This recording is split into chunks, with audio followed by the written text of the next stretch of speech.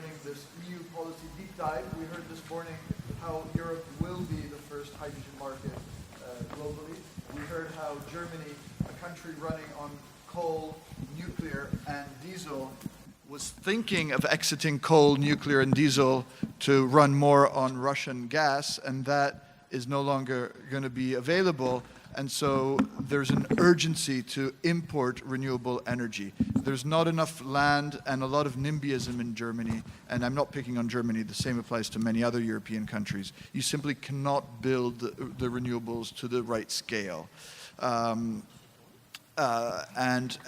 so the European Union is, with the Repower EU, is now saying formally for the first time that we need to import millions and millions of tons of green hydrogen. We heard that the infrastructure is there. We heard from a lot of entrepreneurs that policy is the key point. So I think this is a very timely panel that we have. I will introduce the panelists and then ask you each to maybe introduce yourself and kick it off with a statement, and then we'll try to take it from there. So on the panel today, we have Alicia Carrasco, from CEO of Olivio Energy. We have Michela Hall, Senior Associate at Agora Energy Vende. We have François Paquet, Impact Director at the Renewable Hydrogen Coalition. And we have Roy McRae, External Relations at FFI. So maybe we start with you, Alicia. Kick it off. Hello, good morning, everyone. Thank you for the introduction, and thank you the Secretary of State that invited me to be here today and her cabinet. I will say that Olivio Energy is an energy strategy consulting, and we try always to bring regulations and policy change into business development opportunities. So most of the time I have worked in my life on the electricity sector and regulations, and this is the first time with hydrogen that I see the policy targets are there. The policy directive and regulations are kind of there because of the gas package of December last year. But there are a few things that have to come around. Some comes because of the necessity we have now to cut the use of gas. And this gives us an urge of promoting how we're going to do hydrogen. So for me, this is the first time that the regulations drivers are there before the technology is fully developed and the customers really want to have it. So with that, for me, this is a very interesting moment that we have with hydrogen, to have the regulations, guidelines put on the table before the technology and the customers are ready to use it. So that will be my statement to start. Thank you. Thank you. You want to tell us what Olivio does, the company? Yes, we do provide advice to companies and to government on how to implement what the regulation is bringing in the future to the current strategy development and product development and functionality of your product development. We work a lot on the electricity sector, but now we are working much more on sector coupling, which is how to use electricity, green electricity on the transport, and also how to decarbonize the industry sector. So these are the main areas of work we are doing. And a lot of flexibility, how to bring the consumer of electricity at the center of the energy transition. And you operate in Spain or across Europe? We operate across Europe, but the fact that until 2018, Spain in regulatory transposition of the European Union was a bit slow. So there are a lot of things that are happening in Spain now that did happen in other countries before. So that means that there are technology providers that are coming to Spain, targets that have to be implemented in Spain that in other countries we started to be implemented before. So that means that easily 60% of our business, of our revenue is coming from projects we do in Spain. Okay. But we operate in Europe. Thank you very much. Roy. Rory, sorry. Rory McRae, FFI, External Relations Europe. I think if you heard Andrew's speech this morning, you know why I'm here. I have a background in EU consulting in Brussels. Obviously, Europe is critical. Europe is driving the demand. Europe is driving the regulation. Europe is making a lot of things happen. Those rules are essential. And now they've come around to imports and improved or increased their ambitions. That's very important for the global market. I'd like to talk a little bit about that. Thank you very much. Michela? Hi, Michaela Hall. I work for an originally German think tank, Agora Energiewende, that develops policy advice for the clean energy transition. And we opened an office in Brussels for EU policy last year. That's where I'm based, because as we heard just now, EU is really setting regulation and frameworks and is the most advanced when it comes to decarbonization legal framework. We have a legally binding law for the EU and for its member states on decarbonization for 2030 and 2050. Today I wanted to explain how we from Agora Energiewende see hydrogen as playing its part in the overall energy decarbonization. Okay. Thank you very much. And Francois. Hi, good afternoon already. Hi, I'm happy to see you all here. I work for the Renewable Hydrogen Coalition, which is a new voice established in Brussels last year. We were set up by the European solar industry, European wind industry, and Bill Gates' investment body in clean technologies, which all believe that renewable hydrogen is the answer to tackle the decarbonization challenge that we have. We work based on a value chain approach, which is very important when we have to build an ecosystem for such a new market. So it's not sufficient to speak about the supply or the demand separately. We've got to really take all that into account and make sure we bridge or connect the dots, which is what we do at the Renewable Hydrogen Coalition. We have the suppliers of renewable electrons, we have the technology manufacturers, but we also have the off-takers. And we are open to all companies. There is nothing to pay, this is all free. What we need is a voice, because we heard from everyone, we only have the resource that we don't have is time. And so we need everyone to support the race in moving towards renewable hydrogen, and the precious resource is your voice. So that's why we work with the value chain here to mainstream renewable hydrogen in the EU, but also make Europe a global leader. And the idea here, we are shaping the policies that we need together with industry. We are informing policymakers on what we need to make it work faster. The idea is to make sure that this year and the next 2-3 years is really bringing a new era for renewable hydrogen, the era of mass industrialization, because this is the challenge that is ahead of us. Okay. Well, why don't we start from there and do it in that order, starting from you, Rory. What are the 2 or 3, just very quickly, single most important policy measures that you think, you know, if we had the European Parliament here, you'd be telling them we need? The Parliament, the Council, all of them. So first of all, again, thank you for being here. It's great to see so many EU fans here, EU Arcania. It's also great to have the Green Hydrogen Organization organize this and to get so many people together in this place to talk about green hydrogen and what it can do. And I think this event is fantastic, and I love the global dimension coming from Brussels. Sorry, that's very refreshing. If we're talking about Europe, I mean, I would like to say, first of all, that we really admire the ambition and the leadership that Europe is setting for decarbonization, for the fight against climate change.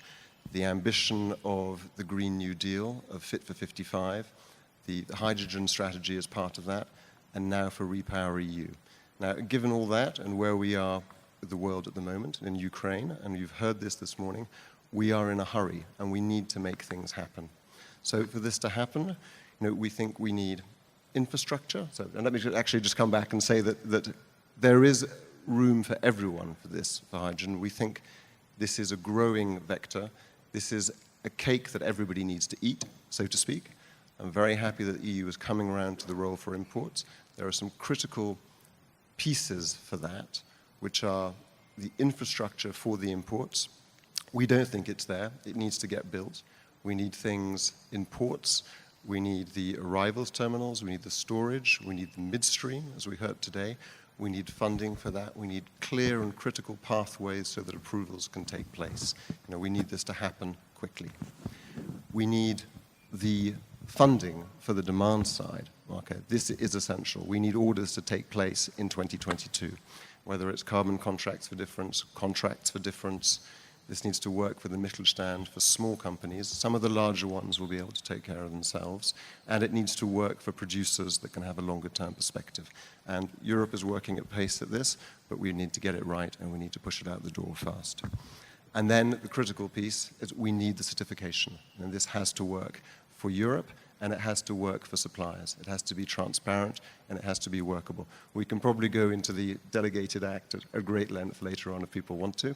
That's part of it. But clearly, in this environment where we've just heard the president of Colombia talk about desire for exporting to Europe, this is important. This is something we need to think about, and it really aligns with European values and what we've seen from the external energy strategy as well. So it's an important piece.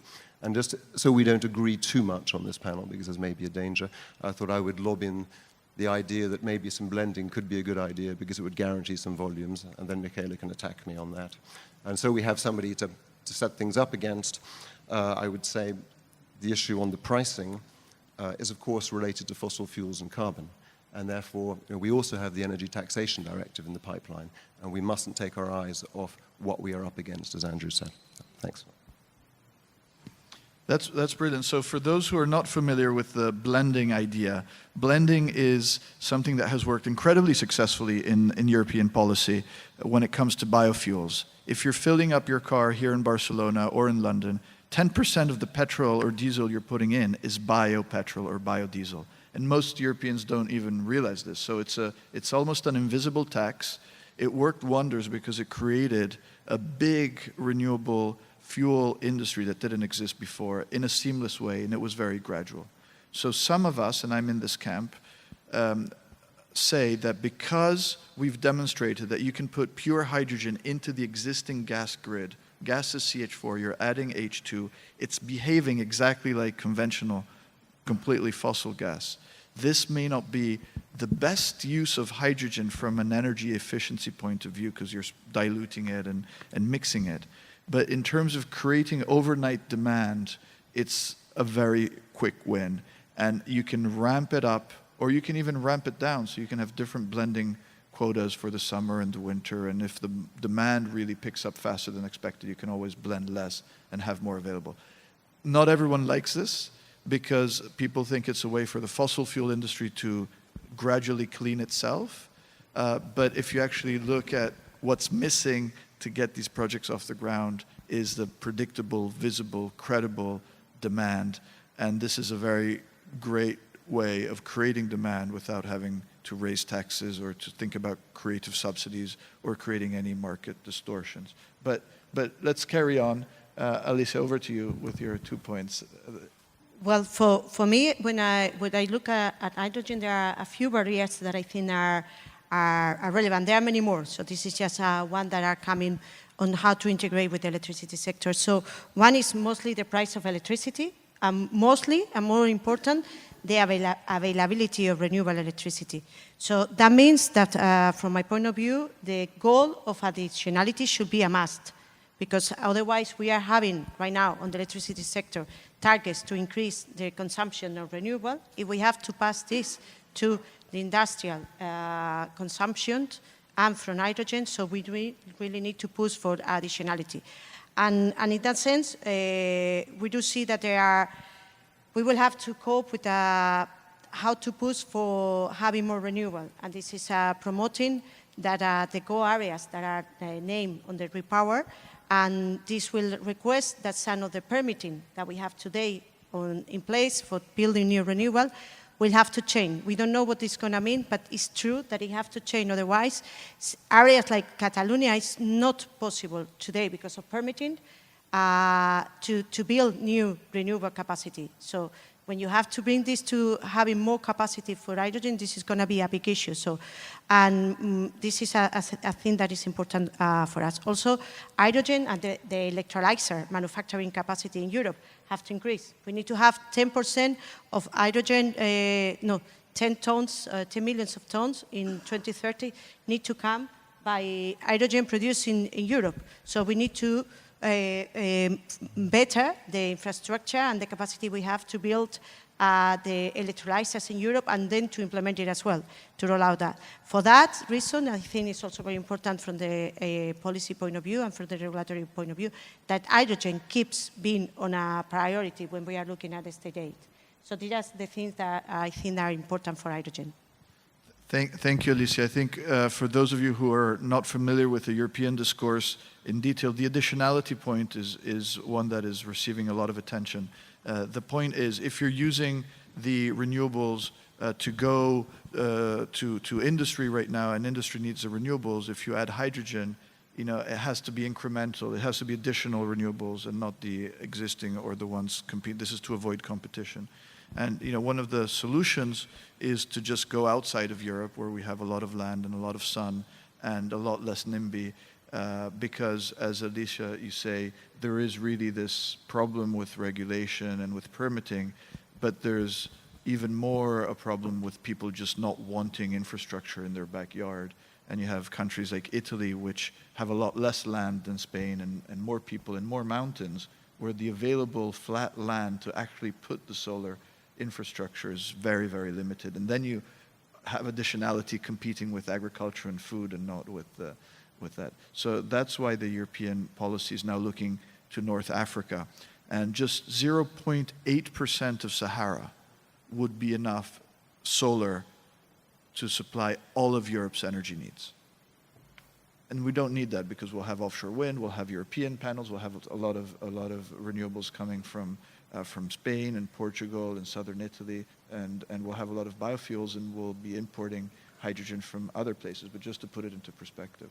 And also, I think, Alicia, you mentioned the manufacturing point. We need to avoid the mistake we did with solar and wind in the first time round. 4 countries, Spain, Italy, Germany, and UK, these 4 countries 15 years ago decided very courageously, when solar costs were at $800 a megawatt hour, to put €1 trillion of subsidies on solar, which went on people's bills. Now, if you put $1 trillion over 15 years of extra costs on people's bills, you're creating the most regressive form of taxation, because you're taxing the unemployed disproportionately compared to the wealthier people. This incredible hidden tax has resulted in 12 factories being built in China for a total cost of €6 billion. So Europe spends 1,000 billion, China builds 6 billion of factories, and the cost of solar went from 800 to, is Paddy still here? 10. The latest auction of solar energy in Saudi Arabia is $10.4 a megawatt hour, won by Paddy and his team at Aquapower. So these 4 countries essentially got the cost from 800 to 10, but all the manufacturing went to China. So as Alicia was saying, Europe has to do the opposite today. Start from the manufacturing, start from the factories, drive down the cost of these electrolyzers, which are a key component. And that will really save us a lot of time, because it took 15 years to do something technology could do in 2 to 3 years, and a lot of money. So thanks for raising these points. Michaela, over to you. I need to come back to your introductory statement. I found it curious that you cite European biofuel policy as a successful example to follow, because it shows exactly what can go wrong with blending. It's a policy that provides a bit of incremental improvements, but is eventually a dead end. Blending is the same. I'm sorry to say, but no independent study, meaning not funded by the gas industry, comes to the conclusion that gas-based blending is a good idea. It goes nowhere, and mostly it's a very bad deal for an EU consumer who will already look at increasing gas prices. There is no financial model to do this. And I think it would be a terrible strategic mistake for the green hydrogen lobby to talk about that, because there are plenty of actors in the Brussels running around doing precisely that. You should focus on other things, because I agree with you, a lot of the success of green hydrogen in Europe will be determined. Some people think it's the delegated act. No, I think key decisions will have to be taken, and it's how we frame and regulate low carbon. Because Europe is very active on hydrogen. We've seen on the slide this morning, leads the funding on hydrogen. And for example, we'll see a bit more, I assume, coming out tomorrow for electrolyzers upscaling. But we are deliberately vague on what we mean when we talk about hydrogen. There's no definition, so we're defining today green hydrogen. You have no definition to define low carbon hydrogen in Europe. But we are using this term in EU spending programs which have already started. You have no idea. You cannot even know if it results in blue hydrogen. It's probably grayish blue, we don't know. Our state aid framework, very powerful in the EU. The EU controls every subsidy that a member state gives. Our state aid framework, which on the positive side has now included a chapter for hydrogen as part of our whole strategy to set up a market, uses the term low carbon and does, for example, not rule out support for blue hydrogen production. And we know in the EU at the moment, if you do green hydrogen, you don't get a massive subsidy, which is the free allowances under the ETS, our emission trading system. If you do dirty hydrogen, you get that subsidy. So a member state that needs to support green first has to subsidize against these allowances. Today, by the way, very important vote happening. So, I mean, this is being developed as we speak. And then the cost gap. So instead of talking blending, you should call for an absolute ban, because these calls will come because you know what the prices are for gas at the moment in Europe. You should call for a ban of supporting of any kind of blue hydrogen production in Europe, and the prioritization of green hydrogen, and mostly clear concepts. One more sentence. We have a mini definition so far. Another famous delegated act, which was the EU's taxonomy for sustainable finance. You might have heard for it. We wanted to go ahead and basically create for every production process, basically we define under what terms you are sustainable. And this should then guide private investments. Hydrogen is included in there, and the threshold in there only covers the generation part. So that's all we have at the moment in the EU as a definition, and you know the big chunk is the fugitive emissions. We have no regulation. So green hydrogen people should fight for this and stop talking about grid-based blending. If someone wants to blend, they can do it on their site, on a factory. They know much better what they want. Okay, well, thanks for that, Michaela. I think there's certainly merit in qualifying better the blending, because I fully agree with you that blending is not a solution, and it shouldn't be a way to gradually move to a fully hydrogen system, because industries won't be able to accept more than 20% blending. And the same way today's engines can't accept more than 10% biofuels. It's called the blending wall. So blending is a tactical solution to get the demand going for these electrolyzer factories that we need to build kind of tomorrow. And there's no way we're going to have enough trucks on the road, enough full hydrogen demand to justify the factories and justify the FIDs on the solar panels and on the electrolyzers, which is what we really need to get to zero in time. This is a moment where we need all of the above type attitude, because Europe is, as we all know, cranking up coal production as we speak, which is the opposite of where we should be going. The work that a green hydrogen organization has done that you heard this morning on defining a green hydrogen standard is a milestone. It's very strongly supported by the scientific community, and I think we're ahead, probably 6 months ahead. And I think what you say is absolutely right, that there needs to be a clean hydrogen standard definition before subsidies get thrown in. But I think this is a rich man's problem. We're now in a situation where politicians are finally allocating the type of capital that is required to accelerate this transition in Europe. And the devil will be in the details, and there will be a lot of tensions and a lot of discussions as we define these standards for what they mean. And the difficulty when it comes to hydrogen, I hinted at this in my speech this morning, is that with oil and with gas, if I have a chemist board an oil tanker, he can tell me exactly which field that oil came from. This helps when it comes to sanctions, when it comes to quality, when it comes to pricing, when it comes to insurance. If you were to board a liquefied hydrogen ship, you have no chemical way of distinguishing whether it was black, blue, green. And so that's why not only we need to define the standards, but we need to define the certificates of origin and a way to track the entire value chain. Now, there's some interesting technologies on the blockchain, but that's not the purpose of this. But I think, Michela, thank you for those comments and for giving me the chance to clarify what I mean by blending. I left SNAM, for the record, so I'm no longer in the gas industry. And I want to be a hydrogen entrepreneur. And I've left SNAM to leave the fossil industry behind me. And I'm an entrepreneur for the purpose to really inspire people to break the mold and to develop these projects, which require strong regulation. I see the network eventually being 3 networks. One network will transport biogas, and that's waste turned into methane.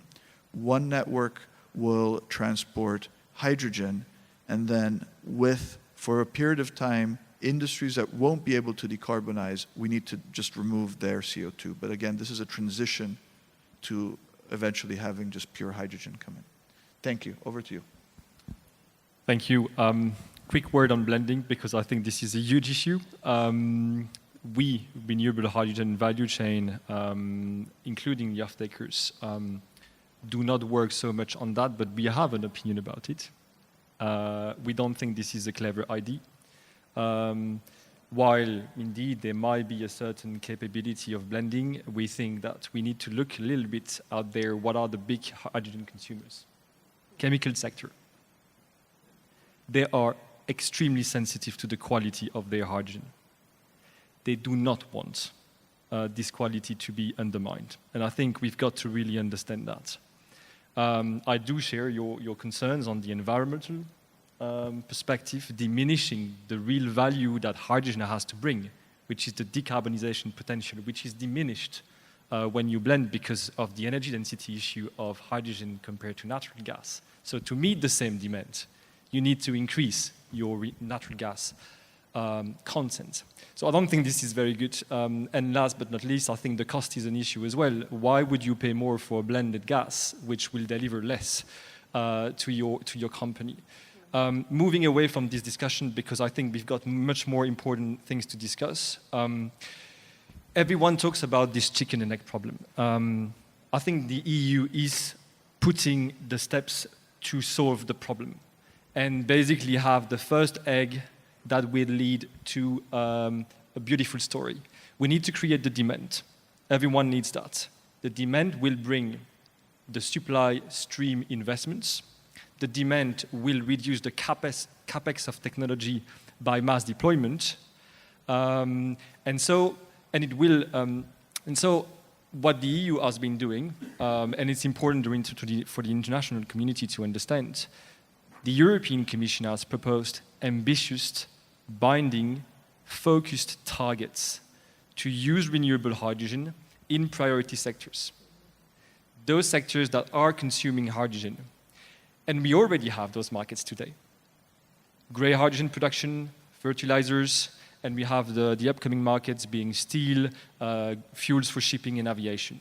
The market we know is there, just by shifting from grey to renewable hydrogen. And what the European institutions are currently discussing at the moment is having a mandate for making sure you have a certain share of renewables in the hydrogen consumption by 2030. And I think this is very much the right way to go. If any government thinking of launching this market should start by that, mandating the demand. This will spur the value chain investments. Then, you mentioned something very important, the money. We need to work on the supply, the demand, so supply and demand tackled somehow through the demand target. Of course, this is more complex than that, but I'm simplifying. Then we need to bridge the cost gap, cover the green premium.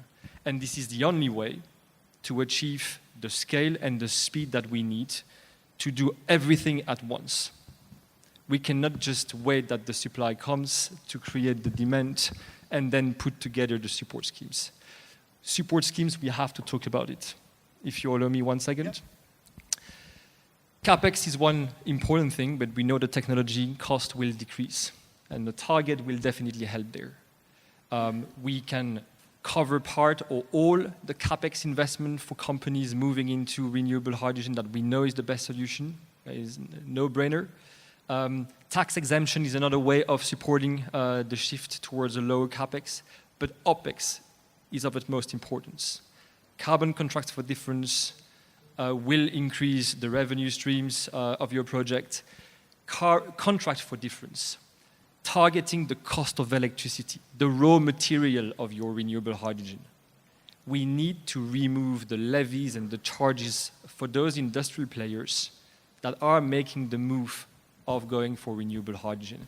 And then we have to think a little bit outside the box, how policy procurement can help support the further greening of hydrogen, how a government can provide a guarantee in case of an electrolyzer manufacturer is investing in a brand new technology and at a certain time fails. There the government needs to be there to guarantee on failure. These are just ideas. I think we need to discuss them more. I think these are brilliant ideas, and one of the points that we were talking about yesterday at the board of the Green Hydrogen Organization is to get exactly the type of feedback. So some people here have been taking notes and try to craft a letter that we then share with our sister organizations, the Green Hydrogen Catapult and others, and see if it makes sense, given all this is going on in a very fast-paced political evolution in Europe, to send a letter which is either underwritten by as many organizations as possible or similar letters if there's disagreement on some specific points. But I think it's a great time speaking to policymakers every day. They really require this type of input from us. So that's hopefully what we will hear about more in the afternoon and tomorrow. And I think you touched on the contract for difference point, and Michaela touched on DG Comp. Imagine a Europe, as we said, Europe was born as a coal and steel coalition. Imagine a Europe where we have different contracts for difference in Germany and in Italy. And you have competition on steel, and you have government intervention supporting the contracts for difference. We need alignment. We need a lot of alignment to keep the market functioning. Otherwise, it becomes a competitive mess that will undermine the whole decarbonization effort. So thanks for that. On just checking if anyone has a question. We have 2 or 3 more minutes. Please go ahead. Now I am talking from the other side of the sea, from Asia. We are suffering a lot for preparing our strategy because of the European Union regulation and standard. There is no, up till now, definite regulation and standard for green hydrogen, low carbon hydrogen. And please take in your consideration that we are suffering a lot. How we are going to prepare our strategy without giving a clear and defined definition for green hydrogen, what type of low carbon hydrogen you are going to approve. Now we have a plant, we are going to build a new nuclear power plant. Is it the blue hydrogen will be accepted in Europe? We meet with different, and we have different mechanisms for approving the carbon. Carbon is not only the certification process itself, it is very complicated. You have to certify the guarantee of origin of renewable, generation of the hydrogen, and if you are going to storage, and then after this, we are going to transform it to another green industry or application. Also, the impact of this regulation on CapEx is very huge. If you put one of the main items, it is grid connection of the hydrogen facility generation or regulation. It is very important. Please, yani, we need a definite standard for low carbon hydrogen. We'll collect a couple of questions. Are there any more questions? Yes? You want to maybe introduce yourself? Okay, I'm Ralis Khli, advisor to the Moroccan Minister of Investment. Sorry I was late, I missed the first part of the panel. So maybe you tackled already this topic, but can you give us a few words about the tax carbon on EU frontier, which we believe that will be a very strong incentive to all renewable projects, of course including green hydrogen projects. Okay, any other questions? Okay, good. We have two questions who I think one was directly addressed to you. Well, he did look at me. Well, we are working on it. They are aware that this needs to come, and if all goes as announced, tomorrow will be coming out a proposal to define what renewables hydrogen means for the EU, and very interesting also, a proposal on how we would assess the carbon footprint of one type of low carbon production, recycled carbon fuels, where for the first time the Commission comes out with a life cycle assessment. And this will not define for all of low carbon, but it is the first time they do this. And so these two things, plus also rules on how to certify, are all expected for now. They know that this has to come. And if I don't know, does someone else want to take the CBAM question? But just so you know, I already mentioned, as we speak, things are being decided on this reform, and that includes the carbon border adjustment mechanism, which will be difficult to put in place. Last night, I read again another study challenging if it can be implemented for WTO reasons. But basically, what the story is, hydrogen is being proposed also from the side of the European Parliament to be included under the, and this Parliament rapporteur, so this guy in the European Parliament also wants relatively soon, and every sector that is covered under this mechanism would be obliged to phase out the free allowances relatively soon. So the Commission originally did not propose to include hydrogen, but it is now on the table for inclusion. Electricity is already as one of the sectors in the realm, and I think that is absolutely an important element to watch. Maybe on the notion of definition, which is very important for certification, and the ramification of that are support instruments.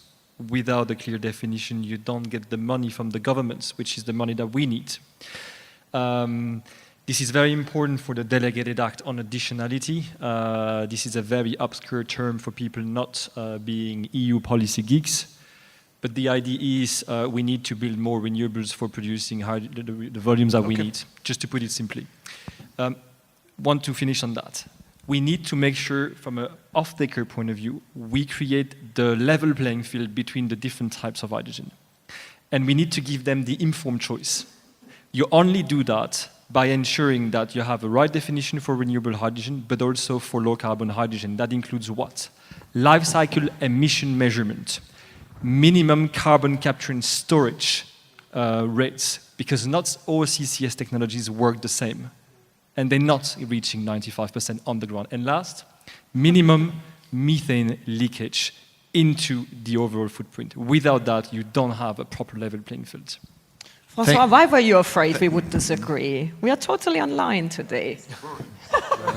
And internationally as well, not just inside the EU for the methane leakage. I think we covered a lot of ground in 40 minutes, so I'd like to thank my panel today and thank you for your participation and for your questions. Thanks a lot.